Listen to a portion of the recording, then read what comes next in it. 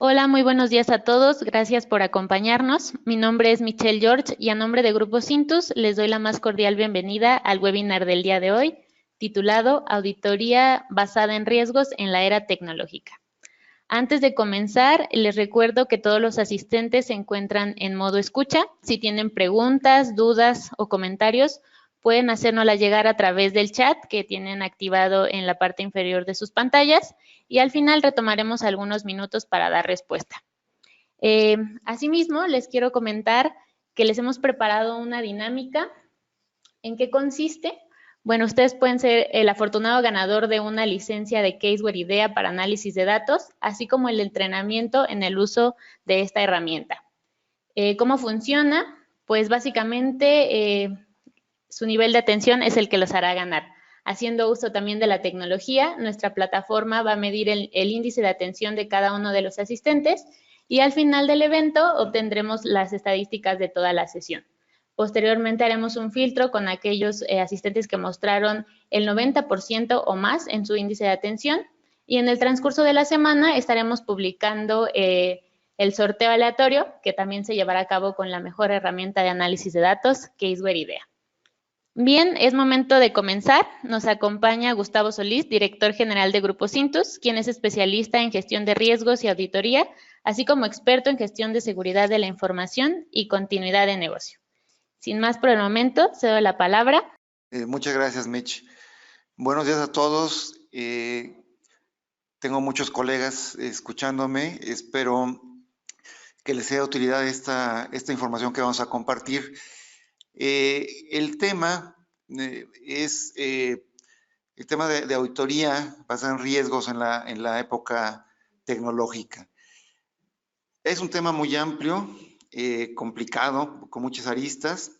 Entonces vamos a tratar, o más bien voy a tratar de enfatizar algunos puntos específicos en los que yo quisiera centrar la atención de ustedes, porque creo que son aportaciones que les van a ser de utilidad en la vida práctica. Digamos que algo que es muy conocido, pero no por eso no debemos mencionarlo, es la relevancia de la tecnología en el tema de riesgos empresariales, ¿no? Aquí en la pantalla podemos ver una encuesta que realizó el Instituto de Auditores Internos de Inglaterra, en donde los riesgos de ciberseguridad aparecen en 66% de los encuestados, ¿no? En el tercer nivel, puesto tenemos temas de seguridad de datos y protección, temas regulatorios, de digitalización, innovación, etcétera. Y en algunos casos, aunque el tema de tecnología no es explícito en los riesgos, sabemos que está,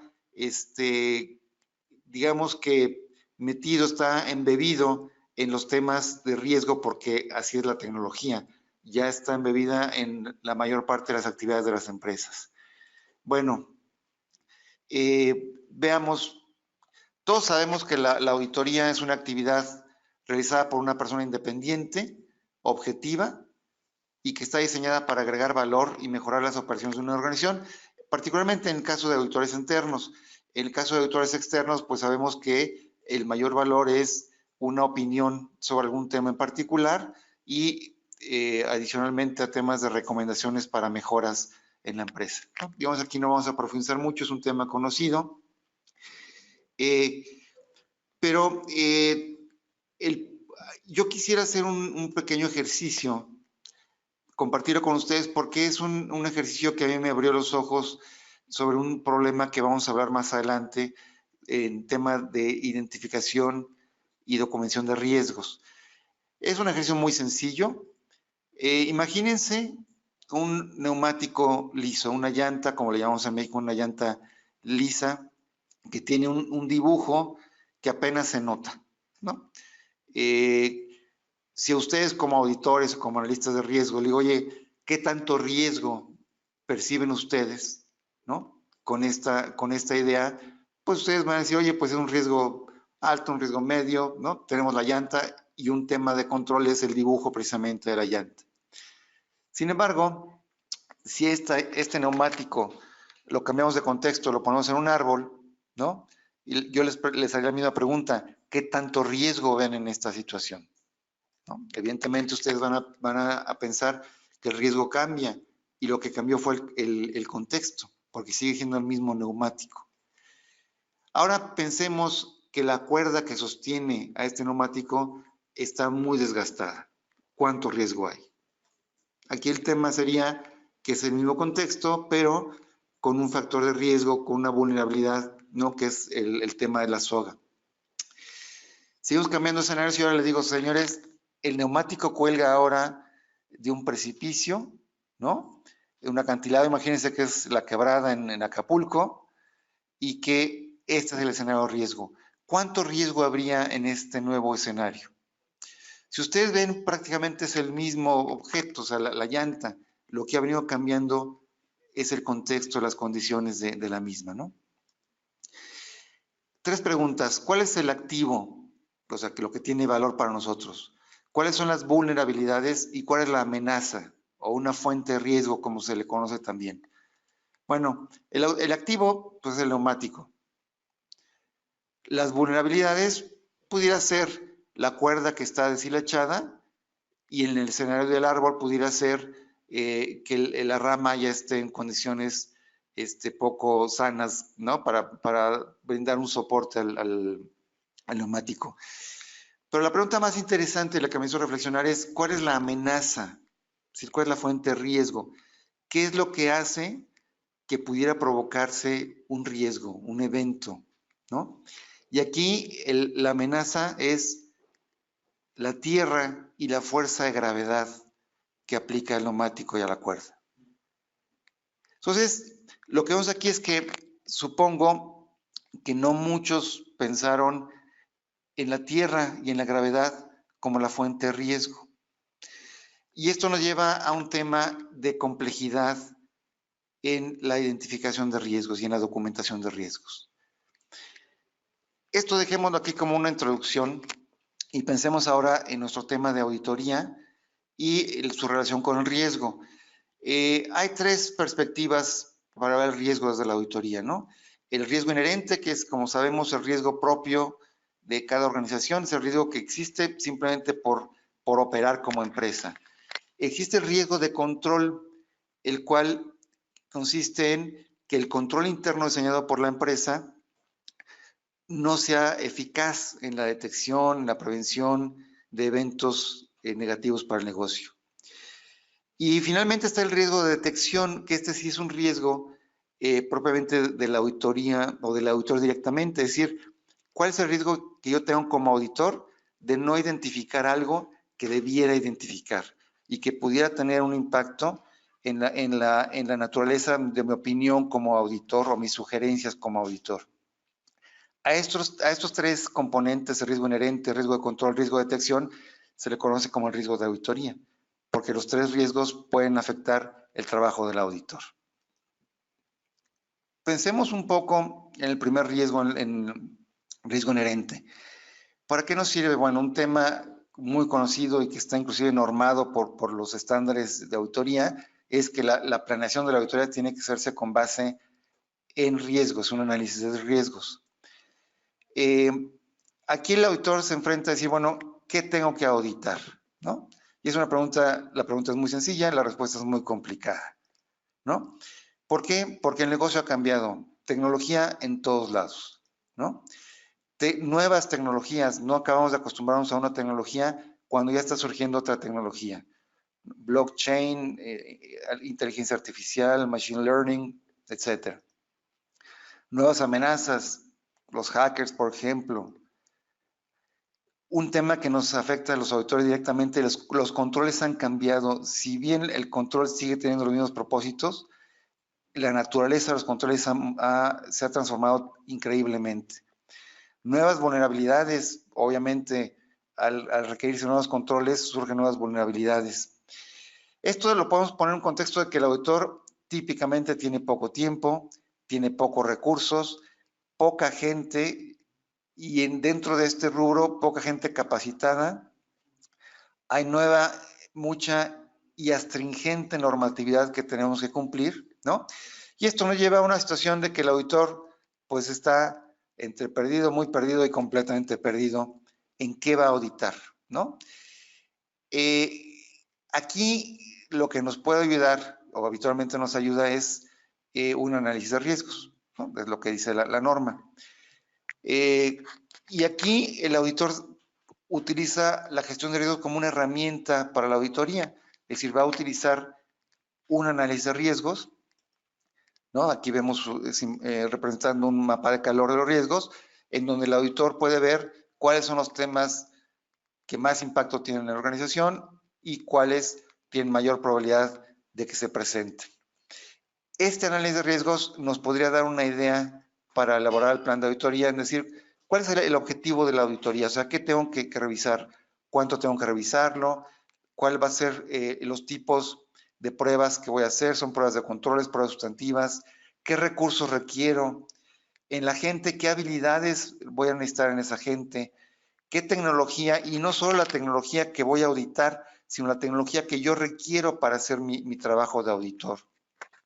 ¿Cuánto tiempo me va a llevar? Etcétera. Todas estas preguntas son mucho más sencillas de responder si el auditor parte de un buen análisis de riesgos. Sin embargo, aquí nos enfrentamos a un problema típico, muy común, que hemos visto. La información que nos da el análisis de riesgos. Ya habíamos visto cuáles son los objetivos, cuáles son los activos críticos del negocio, qué puede suceder que haga que los objetivos no se cumplan, quién o qué origina los eventos, cuáles son las causas, qué tipos de consecuencia tendría el negocio, qué controles existen que pudieran modificar los riesgos, qué tan probable es que el evento suceda y que afecte a la empresa, qué tan graves serían las consecuencias y qué tan probable, perdóname, qué tan pronto se presentarán las consecuencias. Esta es la información que un buen análisis de riesgos tendría que darle al auditor. Si ven, con esta información, el trabajo de planeación y de auditoría se podría hacer mucho más enfocado y más eficaz, ¿no? Pero aquí nos enfrentamos a una situación de decir, ¿quiero hacer una mejor auditoría? Sí, lo puedo hacer. La voy a hacer utilizando un análisis de riesgos. Esto me permite hacer auditorías con mayor eficacia. ¿Por qué? Porque voy a cubrir los aspectos de mayor criticidad para el negocio. Voy a hacer una auditoría con mayor eficiencia. ¿Por qué? Porque me voy a enfocar únicamente a los temas relevantes para el negocio en el contexto de los riesgos en los que me estoy centrando. Y un tema de cumplimiento, ¿no? Que al cumplir con estándares profesionales estamos cumpliendo de entrada de manera natural con los requerimientos normativos que no podemos dejar a un lado porque es un tema obligatorio. Entonces, digamos que una idea que tendría poco argumento en contra es que un análisis de riesgos, un enfoque de riesgos, nos va a llevar a hacer una mejor auditoría, ¿no? Esa es la parte positiva. La parte negativa o la parte de riesgo, valga la redundancia, riesgo para auditores, ¿qué tanto podemos confiar en la información de riesgos? Es decir, ¿qué pasa si la información que yo obtuve de mi análisis de riesgos es incompleta, es imprecisa, es incorrecta, está desactualizada, es inconsistente, es insuficiente o no es manejable por los volúmenes o por los medios en los que se encuentra, etcétera? Entonces, esto nos lleva a una posición en que el auditor va a tomar decisiones, no necesariamente con la mejor información, y esto nos lleva a un refrán que dice, a veces es mejor tomar una decisión sin información a tomarla con información equivocada. Porque en el segundo caso, pensamos que tenemos la información correcta, tomamos decisiones y desde ahí estamos mal. Entonces, el tema de la calidad de la información del análisis de riesgos es un tema crítico para el auditor, ¿no? Ahora, trayendo a este contexto que hemos planteado del auditor y la gestión de riesgos, traigamos un poco el efecto de la tecnología en el trabajo del auditor y veamos aquí una línea de tiempo en donde vemos que el origen del auditor como función dentro de la sociedad, pues se remonta, algunos dicen que en la época de los egipcios, algunos lo ubican en la época de la colonia inglesa, donde las empresas inglesas mandaban a auditores para ver que todos los bienes y toda la riqueza que se generaba en América fuera bien reportada y no hubiera robos ni fraudes. Otro momento importante fue la revolución industrial, donde ya se presentaban procesos físicos, pero eran procesos simples, había evidencia tangible, los riesgos eran conocidos, había una baja normatividad y los cambios que se presentaban en el entorno eran muy lentos. Pero esto cambió con el procesamiento electrónico de datos, ¿no? Aquí se reemplaza el papel por medios digitales, la evidencia no es inteligible, hay grandes volúmenes, cambios más rápidos, temas de seguridad física, y esto nos llevaba a una concentración de riesgo, porque antes se manejaban enormes centros de cómputo y toda la información estaba concentrada en un solo lugar físico, ¿no? Luego viene Internet, ¿no? En donde cambia todo el panorama y donde vemos ya temas de conectividad y el riesgo que se vuelve global. Se rebasa el ámbito de reportes financieros en el sentido de que los auditores, normalmente hasta la aparición de procesamiento electrónico de datos, la función de los auditores fundamentalmente era relacionada con reportes financieros. Sin embargo, cuando entra Internet y empieza a ver la incursión de la tecnología en otros ámbitos de las empresas, no solo la parte administrativa, contable, de nóminas, etcétera, ya no solo es foco de interés del auditor los reportes financieros y tiene que ver temas de seguridad lógica, surge el cibercrimen, alta regulación y la velocidad del cambio se vuelve mucho más acelerada que antes. Pero el cambio sigue y ahora tenemos tendencias tecnológicas o tecnologías ya aplicadas como inteligencia artificial, el conocido o el popular tema de blockchain, las fintech, etcétera.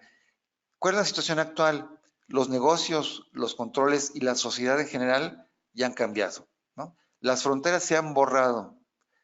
Hay una dependencia prácticamente irreversible en tecnología en todos los ámbitos y el cambio ya es constante. Entonces, en esta situación es donde el auditor necesita seguir haciendo su trabajo, cumpliendo con las normas profesionales y entregando los resultados o reportes de auditoría de forma eficaz, eficiente y sobre todo acertada, ¿no? Ahora, bueno, pues como buen auditor, ¿no? Voy a mencionar algunas deficiencias comunes en la evaluación de riesgos. Esto lo voy a compartir porque son cosas que yo he visto consistentemente en las empresas, bueno, no en todas, ¿verdad? Pero en algunas empresas donde hemos participado. Y estos consejos son útiles para el auditor, tanto si el auditor va a evaluar riesgos o si el auditor va a revisar su gestión.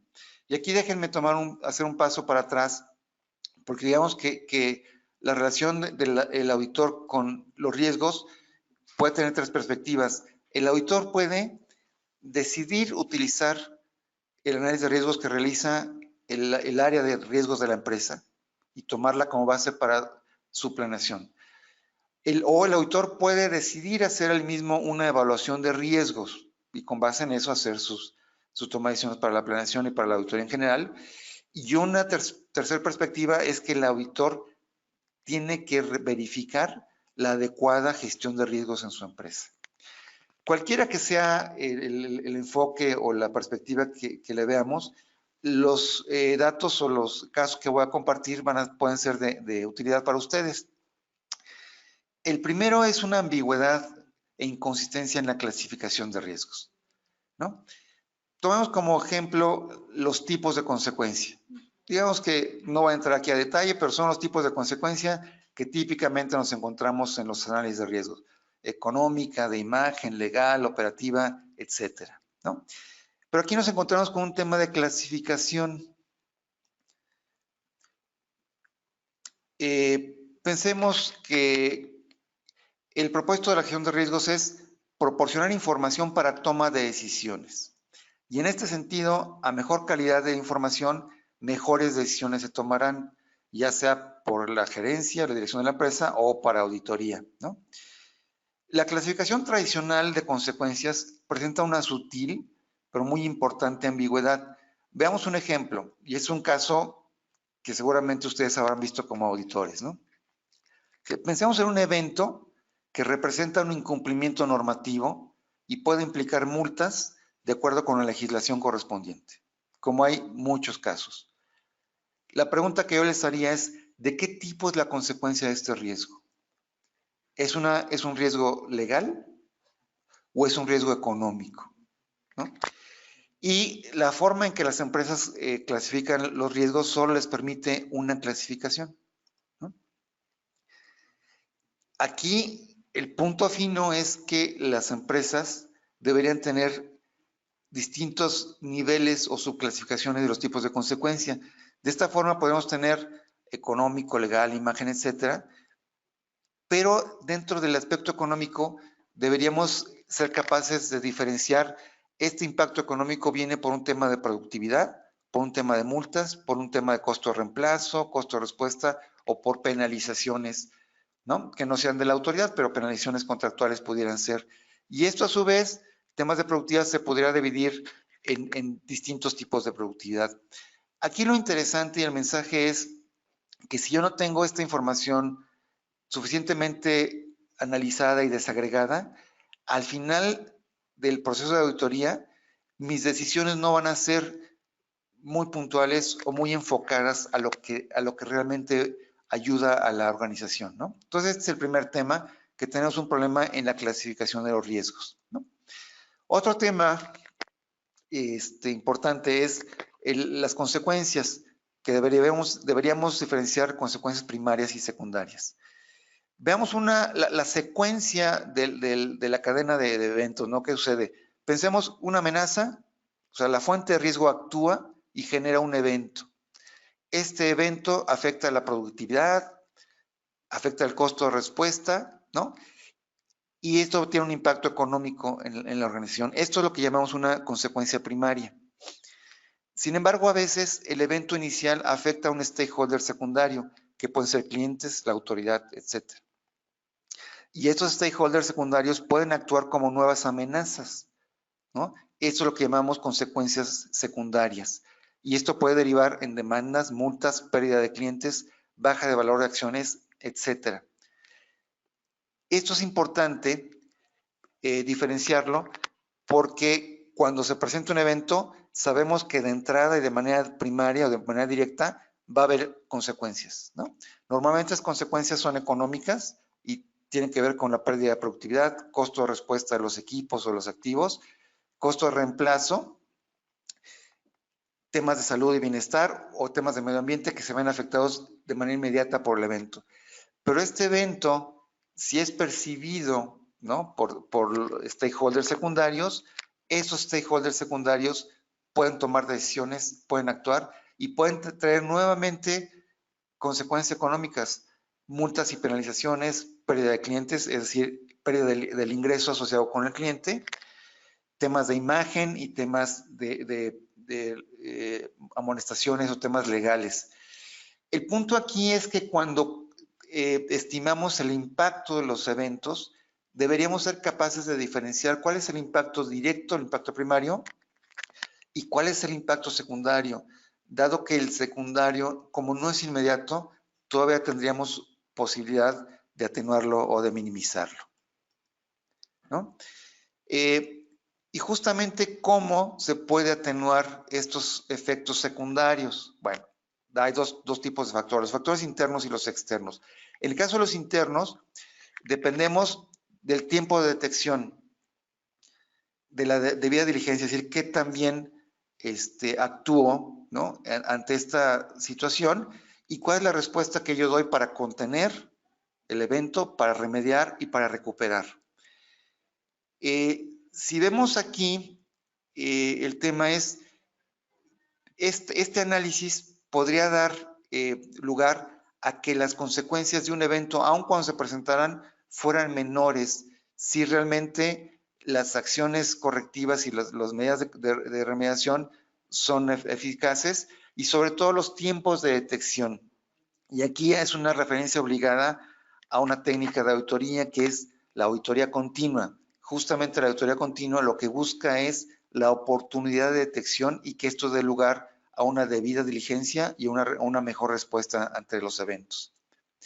Bien, en cuanto a los factores externos, también tienen que ver o parten de la detección oportuna y del manejo que se le dé.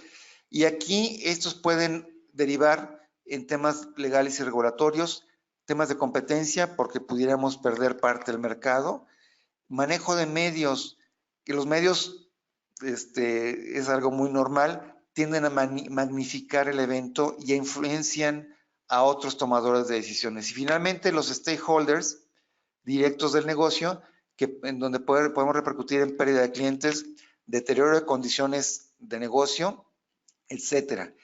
Aquí lo importante es que si nuevamente tenemos un buen análisis de riesgos, una buena documentación de riesgos, podríamos definir acciones posteriores al descubrimiento de un evento y que atiendan temas legales, temas de competencia, temas de medios, de relaciones públicas. Eso es muy importante. Y finalmente, cómo controlar a los stakeholders que pudieran tomar acciones que afecten a nuestro negocio, ¿no? Bien. Bueno, y un tema súper típico, súper problemático y súper complicado de resolver. Debemos distinguir, perdónenme, entre las capacidades que tiene una empresa, ¿no? Para ubicar adecuadamente las consecuencias y los efectos de los riesgos.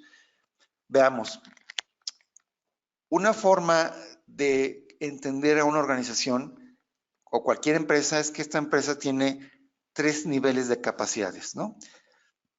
Partiendo de la base, tenemos la capacidad tecnológica, es decir, el uso de la tecnología habilita las operaciones de la empresa, pero digamos que estos son servicios tecnológicos, de comunicación, de almacenamiento, de impresión remota, etcétera. Luego tenemos una capacidad operativa, que es la capacidad que tiene la empresa de realizar transacciones de negocio. Esta capacidad operativa, en la mayor parte de las veces, depende de la capacidad tecnológica que tenga la empresa. Y finalmente, esta capacidad operativa va a habilitar la capacidad de negocio. Y esta capacidad de negocio es que la ejecución de esas transacciones en tiempo y forma va a generar valor al negocio como se entiende, ¿no? O el tipo de negocio, de valor que cada organización determine. Por ejemplo, la tecnología permite hacer consultas y captura de información de forma remota. Esta capacidad tecnológica me habilita una capacidad operativa de que la empresa cuenta con la capacidad de consultar inventarios, tomar pedidos, recibir pagos de forma remota. Y al poder hacer esto, la empresa puede realizar venta remota, ¿no? La empresa genera valor a sus clientes y a sus accionistas y con esto se cierra un ciclo. Pero normalmente no tenemos esta capacidad de diferenciar los 3 niveles de capacidades de la empresa. ¿Esto qué trae como consecuencia en el contexto de riesgos? Bueno, esto yo lo llamé el efecto de los silos de riesgo, ¿no? Pensemos en los silos, ¿no? Que son como repositorios que normalmente se utilizan en empresas alimenticias, ¿no? Donde tenemos tanques que almacenamos cosas, pero están diferenciados, están separados, no están comunicados entre ellos. Podemos pensar en el área de finanzas, ventas, producción y tecnología de información. Y vamos a ver que cada área define sus riesgos. Y esto lo vemos típicamente en las organizaciones. Se agrupan por áreas y dicen, bueno, cada área que identifique sus riesgos. Y cada área, a su mejor saber entender, identifica y documenta sus riesgos. Pero ¿qué es lo que pasa? Que no hay comunicación o no hay la vinculación entre los riesgos de una área y otra área, ¿no? Finalmente, debiera haber comunicación en todas y un factor común es el área de tecnología e información, ¿no? Porque normalmente tiene relación con todas las áreas de negocio. Pensando en riesgos, lo que vemos físicamente en las organizaciones es que tienen hojas de Excel, donde tienen los riesgos de finanzas, riesgos de ventas, riesgo de producción, riesgo de TI, y acabamos con un espagueti de riesgos que es muy complicado presentarlo a la dirección, es muy complicado agregar esa información y es muy complicado priorizar esos riesgos, ¿no? Les voy a mostrar un ejemplo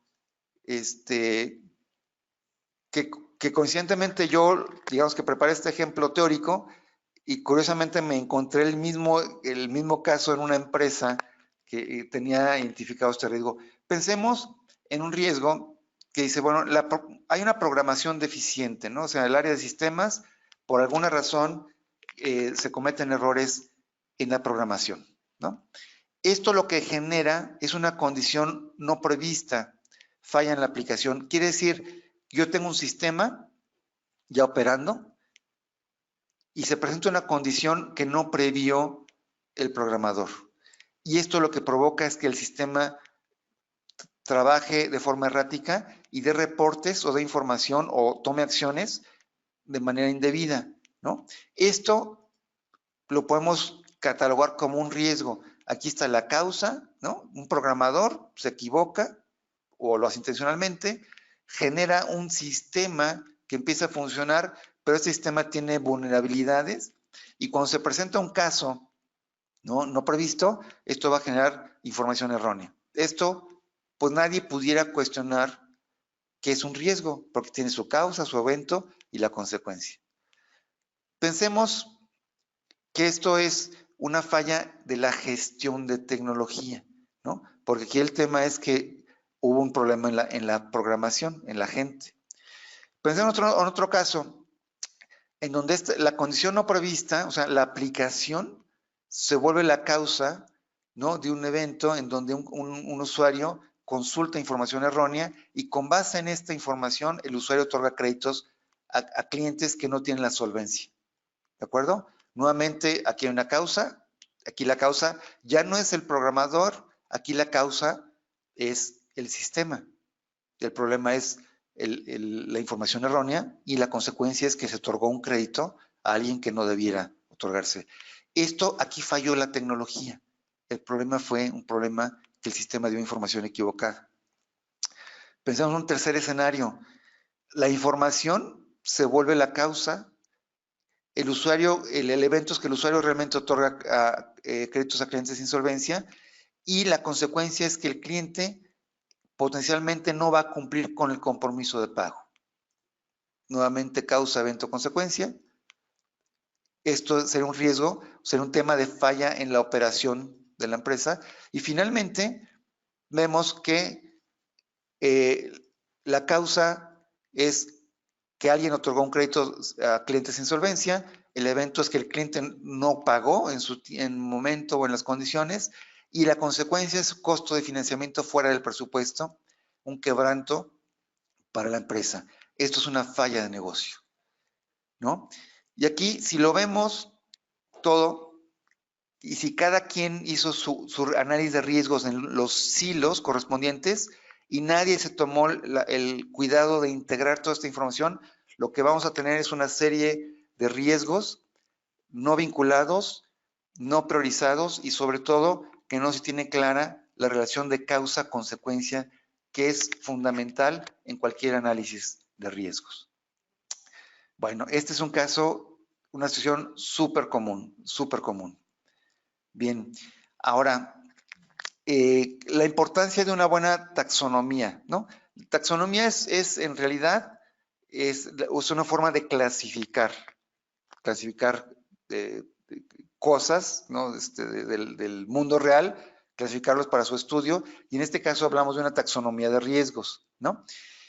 Y aquí, si pensamos qué características debiera tener una buena taxonomía para descripción de riesgos, tenemos que pensar en que hay dos características. Una es que sea inequívoca, es decir, no ambigua. Esto significa que evite que un mismo objeto pudiera pertenecer a más de un grupo. Es decir, si ustedes van a clasificar algo, una buena estructura de clasificación va a impedir que un mismo objeto pueda quedar clasificado en dos grupos distintos. Y la otra es, esta palabra sí me la saqué de la manga, es omnímoda, ¿no? La tuve que buscar en un diccionario, pero significa que abarque todo. Es decir, que no exista ningún objeto que no pueda clasificarse. Si una taxonomía, una clasificación de riesgos cumple con estas dos, será una buena taxonomía, bueno, siempre y cuando los grupos tengan sentido para el tomador de decisiones. Pero digamos que estas son las dos características inevitables, ¿no? La descripción de riesgos implica la identificación de todos los elementos necesarios para el análisis de riesgos y para el tratamiento. Esto quiere decir que yo tengo que clasificar mis riesgos y que esta clasificación me tiene que dar información para que yo pueda analizar la probabilidad, la severidad y el nivel de riesgo y posteriormente determinar cuál es el tratamiento que yo debiera darle a los riesgos identificados. Veamos. Pensemos en un ejemplo, ¿no? Integrado, en donde tenemos ya una taxonomía consistente a través de toda la organización, ¿no? Y aplicada de forma regular por personal con la capacitación, ¿no? La sensibilización adecuada. Pensemos en que tenemos un catálogo, un grupo de fuentes de riesgo, ¿no? Que pueden ser ex empleados, clientes, ciberagente, empleado, la propia naturaleza, etcétera. Tenemos causas que es abuso de confianza, una demanda, robo, el malware, sismos, inundaciones, etcétera. Con la idea de que estas fuentes de riesgo pueden generar estas causas. Y estas causas van a provocar tipos de evento en la empresa, como pudiera ser revelación de información, interrupción de operaciones, modificación de información, apropiación indebida o robo, etcétera, ¿no? Y estos tipos de evento van a afectar a elementos de negocio, como pueden ser procesos, pueden ser bases de datos, sistemas de pedidos, centros de cómputo, etcétera. Y finalmente, esto va a tener consecuencias económicas. Fíjense, aquí ya estamos viendo la subclasificación de consecuencias. Dentro de económica tenemos por productividad, por reemplazo de equipo o por multas y sanciones, ¿no? Pero también puede tener consecuencias en el proceso de ventas, legales, imagen, medio ambiente, etcétera. Si tenemos esto bien estructurado, pudiéramos ir armando riesgos de una manera muy sencilla, pero más que sencilla, de manera consistente, en donde vemos que un ex empleado puede ser el origen de una demanda, que el evento que genera es que una contingencia legal para la empresa, a quien afecta a toda la empresa y potencialmente tiene el impacto económico por multas, ¿no? Y aquí queda una definición casi automática, donde dice, un ex empleado interpone una demanda, provocando una contingencia legal en la empresa con consecuencias de tipo económica.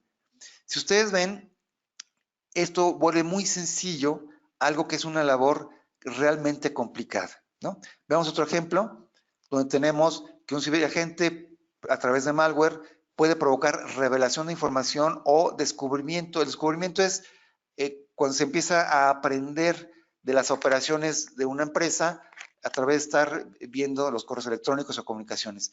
Cualquiera de estas dos puede afectar a la base de datos de clientes y esto podría provocar consecuencias económicas, multas por temas de privacidad, amonestaciones o temas legales y temas de imagen. Nuevamente, la definición del riesgo, su descripción, queda prácticamente de manera automática si aplicamos una buena taxonomía y una buena relación o análisis de los riesgos, ¿no? Ahora, esto es muy complicado hacer si lo queremos hacer en Excel, ¿no? Si lo queremos hacer a mano, esto es muy complicado. Bueno, aquí hablamos de algunos ejemplos en temas de gestión de riesgos que son típicos y que si no se corrigen, la información que genere el sistema o la gestión de riesgos no va a ser información de utilidad ni para el auditor ni para la organización, ¿no? Bien, y pasemos a uno de los componentes de riesgo de auditoría, que es el riesgo de detección. Como habíamos mencionado, o más bien les había mencionado, el riesgo de detección es el riesgo que tiene el auditor de no identificar algo que debiera haber identificado porque es material o es significativo para el negocio. Y aquí, indudablemente, tenemos que hablar de usos de herramientas. La tecnología lo que ha hecho es que la información la ha crecido en volumen, y la velocidad de las transacciones ha aumentado, la complejidad, Ya no hablamos necesariamente de información estructurada. Todo lo que necesitamos como auditores es tener la capacidad de identificar cosas, temas o situaciones que pudieran tener un impacto en nuestro informe de auditoría.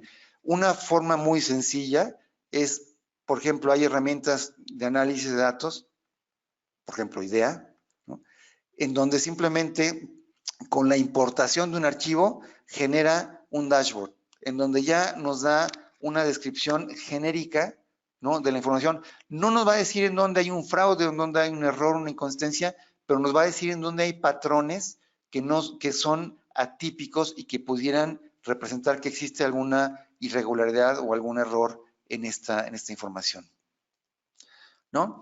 Ahora, les quiero compartir un algoritmo en donde, más que el algoritmo, digamos que es una aplicación ya de machine learning, de inteligencia artificial a temas de auditoría, ¿no? Esta técnica se llama outliers. Outliers son como los liar es mentiroso y out, que es el que está afuera. Esto es una técnica que ayuda a identificar partidas que están fuera de un comportamiento normal, un comportamiento típico en las empresas, bueno, en los datos de las empresas.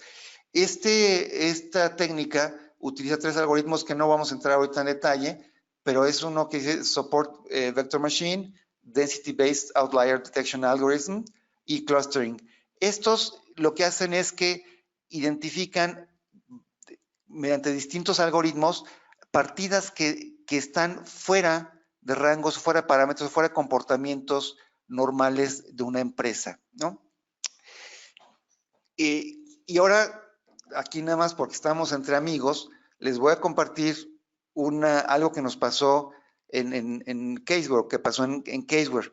Déjenme decirles que los archivos de demo que utiliza Caseware, pues tienen ya muchos años, más de 20 años que se hicieron, y se utilizaban para hacer demostraciones de la herramienta, mostrar las capacidades, etcétera.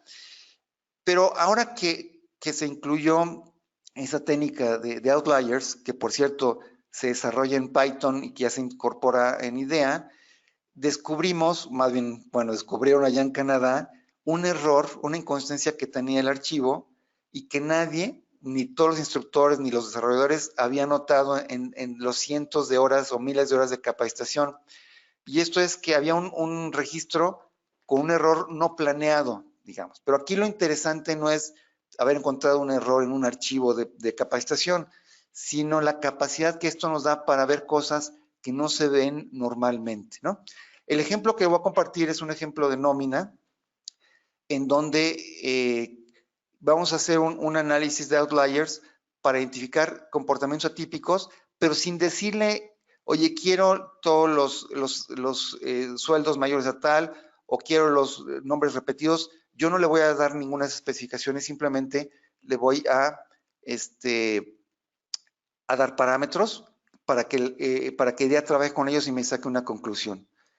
Y aquí vamos a ver, aquí vemos un archivo típico, muy sencillo de nómina, donde está la sucursal, el país, nombre, el sueldo, la moneda, etcétera, ¿no? Y aquí vamos a activar el programa donde yo escojo datos no numéricos, un dato numérico, y le digo que se arranque aquí. Los datos que son no numéricos es la sucursal, el país y la moneda, el tipo de moneda. Y el dato numérico que le voy a dar es justamente el salario. Y lo que le voy a decir es, dime en dónde hay un salario o un dato que está fuera de parámetros, fuera de condiciones o fuera de patrones normales. No le voy a decir nada más. Ejecuto IDEA, me da el reporte del análisis. Yo voy ya a los archivos de IDEA y me dice, oye, tenemos 3 casos de outliers, o sea, datos que están fuera de parámetros. El primero es una excepción al límite superior. Aquí lo vamos a ver y me dice, pues mira, es en China, que la moneda china, que de 900,000 pesos, y el salario significa que está arriba del límite mayor. Aquí lo importante es que yo nunca le di ese límite mayor. El límite mayor lo dedujo aprendiendo sobre el archivo general. Este segundo caso es similar, también es otro caso en donde son partidas que exceden un límite determinado por el propio algoritmo de inteligencia artificial. Yo nunca le di el parámetro, pero el tercero es más interesante. Me dice integridad de datos inusual, ¿no? Y aquí me dice, ¿cuál es el caso? Ah, bueno, pues fíjate que en México, en la sucursal 4, hay alguien que está ganando en una moneda china, ¿no? Entonces, oye, eso no debiera ser porque todos los empleados en México deberían ganar en pesos, ¿no? Pero esto, yo nunca le dije, compárame las monedas, no le di las reglas, el algoritmo aprendió las reglas directamente de la lectura de los archivos. Esto es un ejemplo de Machine Learning. Esto se puede hacer a través de un algoritmo desarrollado en Python, integrado en IDEA. E insisto, para aquellos colegas que cursaron el curso de preparación de CISA, se acordarán que en el material nos daban ejemplos de técnicas de auditoría y decía, bueno, una técnica es probar los límites, ¿no? de valores, dice los rangos superior y rango inferior. Bueno, pues eso quedó rebasado. Se puede seguir usando, obviamente, pero esta técnica yo no tengo que darle los límites superior o inferior. El sistema automáticamente lee un archivo, aprende, define sus reglas y me identifica las excepciones, ¿no? Bueno, entonces este es un ejemplo de utilización de tecnología en la auditoría, ¿no? Y el auditor utiliza la tecnología para hacer su trabajo y para poder lidiar con los volúmenes, las complejidades y la falta de tiempo que tiene normalmente para hacer su trabajo. Bien. Conclusiones. Y aquí, estas conclusiones sí están muy amarradas, bueno, es la idea de todas las conclusiones, ¿no? Con lo que vimos. O sea, la primera es que la calidad del análisis de riesgos es proporcional a la calidad de las decisiones para el tratamiento de riesgos. A mayor detalle, a mayor precisión, a mayor granularidad de la información de análisis, va a ser mejor también las decisiones que yo pueda tomar como dueño de los riesgos o como auditor responsable, ¿no? La tecnología ha mejorado los servicios a las personas en general, pero ha hecho mucho más compleja la gestión de las empresas y por ende la gestión de riesgos, ¿no? Como veíamos, hay nuevas amenazas, nuevos riesgos, modificación de los procesos, etcétera. La tecnología tiene muchas ventajas, pero la tecnología también tiene un costo muy importante en tema de riesgo. Tercera conclusión, es necesario comprender completamente el efecto de la tecnología en la empresa para poder identificar y analizar los riesgos relacionados. Y es un tema de entendimiento de negocio. Aquí, si no entendemos cuál es el efecto de la tecnología y cuáles son sus consecuencias en el negocio, no podremos hacer ni un análisis de riesgos ni una auditoría basada en riesgos. La conclusión número 4 es que es indispensable vincular los riesgos de tecnología, tanto de gestión y de capacidad tecnológica, con los riesgos de negocio, la capacidad operativa y de negocio. Es decir, olvídense de decir, bueno, estos son mis riesgos de TI y ahí están aislados, y estos son mis riesgos operativos. Eso no puede ser, eso no existe. Si no vinculan ustedes sus riesgos de TI a sus riesgos de negocio, va a ser un análisis incompleto y, por tanto, un input para la auditoría también inconsistente. Una pregunta, ¿es mucho trabajo? Sí. Por eso es necesario buscar formas de automatizar esta función para asignar más tiempo a labores analíticas y no operativas. Yo, bueno, trabajando en una empresa que distribuye herramientas de software, se me hace natural, es más, se me hace antinatural no utilizar herramientas de software, pero lamentablemente no siempre esta es la visión de los tomadores de decisiones o de los que asignan los recursos en las empresas, pero hacer el trabajo que les acabo de mencionar, la taxonomía, el análisis de datos, los algoritmos, etcétera, hacerlos manuales es prácticamente imposible, ¿no? Y finalmente, una conclusión que trata de englobar todo es, a mejor información, mejores decisiones. Si ustedes como auditores van a planear y ejecutar su auditoría, necesitan basarse en un buen análisis de riesgos, ¿no? Ya sea que lo hagan ustedes o ya sea que lo haga el área de riesgos, pero tienen que asegurarse que es un buen análisis de riesgos. Y las mejores decisiones y la mejor información se va a obtener a través de herramientas automatizadas, ¿no? Y con esto, no sé cómo en el tiempo, creo que ya me pasé, creo que terminé bien, milagro, pero acabé en tiempo. Y con esto yo termino mi exposición y quedamos abiertos a la sesión de preguntas y respuestas. Y dejo el micrófono a Michelle. Muchas gracias, Gus. Sí, efectivamente, estamos recibiendo preguntas y respuestas. Vamos a dar unos pequeños minutos para que nos terminen de compartir sus preguntas y retomamos.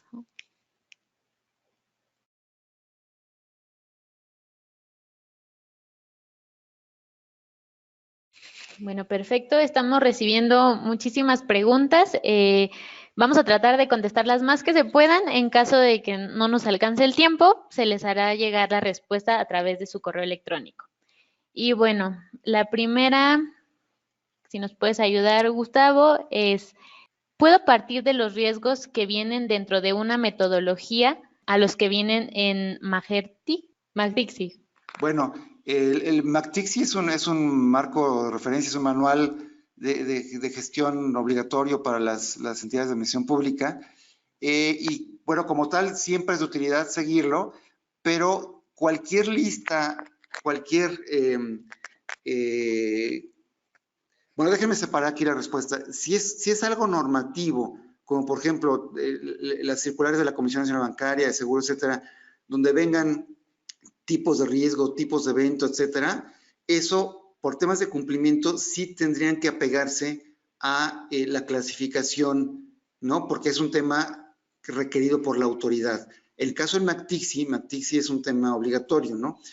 Pero cuando se trate de buenas prácticas o de temas como el NIST o ISOs, etcétera, o digamos que estudios de industrias, es válido utilizar listas o catálogos predefinidos, pero siempre tienen que personalizarse a los requerimientos y a las características de la empresa, ¿no? Entonces la respuesta es, si es un requerimiento, una clasificación oficial, indudablemente tienen que apegarse a ella, pero cuando se trate de una utilización de buenas prácticas, cualquier lista, cualquier relación tiene que adecuarse a la empresa, ¿no?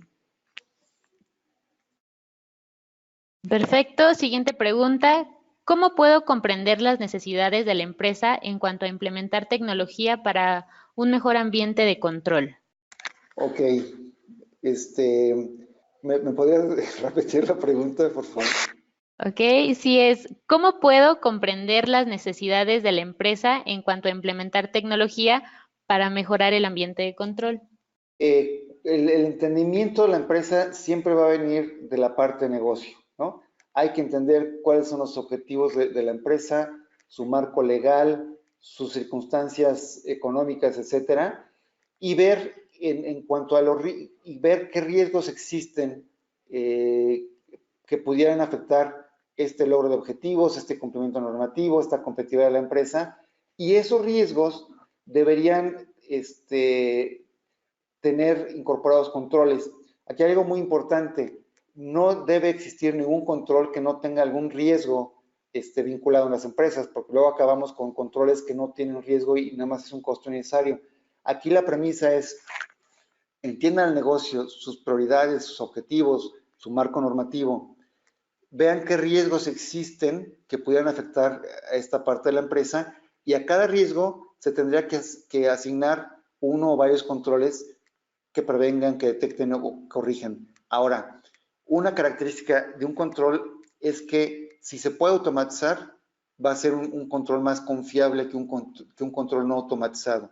Entonces aquí el uso de la tecnología para efectos de controles va a estar en función de qué riesgos son los que quiero tener controlados y estos riesgos qué tan relevantes son para el negocio. Muchas gracias. La siguiente pregunta, ¿se puede hacer una auditoría basada en riesgos enfocada en la nube? Sí, por supuesto. Y de hecho, no solo se puede, se debe, ¿no? Sobre todo en la actualidad, cuando el uso de la nube es un común denominador en muchas empresas, mucha de la información está en la nube y sí, definitivamente se debería hacer una auditoría basada en riesgos. Ahora, inclusive ya hay estándares de la ISO que hablan de ambientes de nube y temas de seguridad y temas de riesgos. Y sí, obviamente aquí el reto es poder identificar esos riesgos y poder identificar los controles que existan, ¿no? Pero definitivamente, ya sea una nube pública, privada, etcétera, sí, es algo que se debería hacer. Ok, una pregunta más. En caso de que no exista un área de riesgos, ¿cómo puedo apoyarme para crear un plan de auditoría efectivo? Bueno, esta es una muy buena pregunta. No sé quién la hizo y tampoco voy a decir para que no se sienta mucho, pero bueno, para su ego personal, muy buena pregunta. Este es un caso que se da en muchas organizaciones que no están reguladas o que las economías de escala no son suficientes para tener un área de riesgos. Aquí la respuesta natural sería que el auditor tendría que hacer ese análisis de riesgos, ¿no? Si no hay alguien que me haga el análisis que no está hecho en la empresa, el auditor tendría que hacer ese análisis de riesgos porque es algo indispensable para su trabajo. Si el auditor no tiene en su equipo alguien especialista en análisis de riesgos, pudiera incorporar algún externo, algún experto externo en temas de riesgos para que genere este análisis de riesgos, ¿no? Esto está permitido inclusive por los estándares de auditoría, pero sí, y el tema importante es, la gestión de riesgos es una función dentro de la empresa, ¿no? En algunas empresas, la gestión de riesgos se la asignan a auditoría interna. ¿Está bien o está mal? Bueno, esto es tema de otro webinar, ¿no? Pero en algunas empresas, el que es responsable de la gestión de riesgos se lo asignan a auditoría. Que conste que no esté yo abanderando esta posición, lo que comparto con ustedes es que esta es la realidad. Pero tratando de resumir la respuesta, si no hay alguien que haga el análisis de riesgo en la empresa, el auditor tendría que hacer esa función. Bueno, por tema de tiempo vamos a tener que dejar hasta aquí las preguntas, pero les repito que les estaremos haciendo la respuesta a su correo. Por favor, en la semana se les estará compartiendo la grabación del sorteo en el que vamos a rifar el premio que les comentamos al. Nuevamente agradecemos mucho que nos hayan acompañado en esta sesión. Un excelente día.